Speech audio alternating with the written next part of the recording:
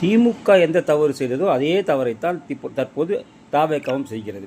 அதாவது இந்த அரசாங்கத்துக்கு எதிராகலாம் கிடையாது. இந்த அரசாங்கம் செய்யக்கூடிய தவறை யாரெல்லாம் சுட்டி காட்டுகிறார்களோ அவர்களை கண்டினியூஸாக, அதாவது திமுக கூட 1 வருஷம் 2 வருஷம் கழிச்சு அந்த மாதிரி கைது நடவடிக்கைலாம் எடுத்தாங்க.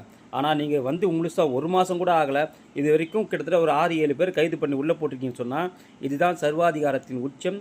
ஒட்டுமொத்தமாக ஜனநாயகத்தின் குரல் வலையை நசுக்கக்கூடிய செயலாகத்தான் இந்த செயல் இருக்க முடியும். அது என்ன, ஆதவர்ஜனாவை பற்றி பேசினா உடனே கைது பண்ணுறீங்களான்னு? நீங்கள் நிறைய பேர் அரெஸ்ட் பண்ணது எல்லாமே அப்படி தான் அரெஸ்ட் பண்ணிருக்கீங்க. அப்படின்னா ஆதவர்ஜனாக்கு 2 கொம்பு முளைச்சிருக்கு.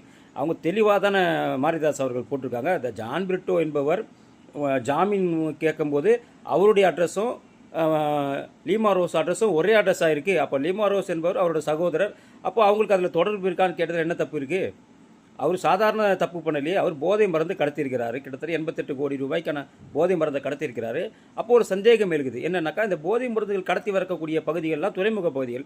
அப்போ தமிழகத்துக்கு சொந்தமான, தமிழக அரசாங்கத்துக்கு சொந்தமான சிறு சிறு துறைமுகங்கள் நிறைய இருக்குது. அந்த துறைமுகங்களுக்கான அமைச்சராக இருக்கக்கூடியவர் ஆதவர்ஜுனா.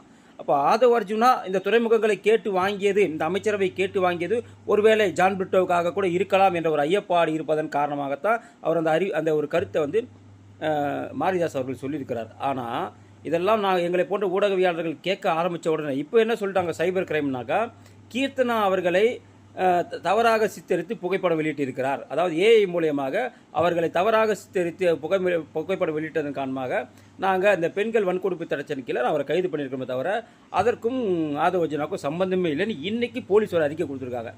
அவர் ரிலீஸ் ஆகிட்டாருன்னு வச்சுங்க, அவர் கைது பண்ணாங்க, உடனே அடுத்த நாள் ரிலீஸ் ஆகிட்டாருன்னு வச்சுங்க. ஏன்னா இவங்களால் ஒரு நாள் கூட வைக்க முடியாது, இவங்களை வக்கு கிடையாது இவங்களுக்கு. ஏன்னா இவங்க சைடில் நியாயமே கிடையாது. தொடர்ந்து இது போல் ஊடகவியாளர்களுடைய குரலை நசுக்கும் செயலில் ஈடுபட்டால் உண்மையிலேயே தாவேக அரசு நீண்ட நாள் நீடிக்காது. நீங்கள் செய்யக்கூடிய அனைத்து தவறுகளையுமே, ஒரு சில தவறுகளாக நாங்கள் சுட்டி காட்ட விரும்பலை, இருந்தாலும் இனி வரும் காலகட்டத்தில் அனைத்து தவறுகளையுமே சுட்டி காட்டக்கூடிய நிலைமைக்கு ஊடகவியாளர்கள் வந்து விடுவார்கள் என்பதை இதன் மூலம் தெரிவித்துக் கொள்கிறோம்.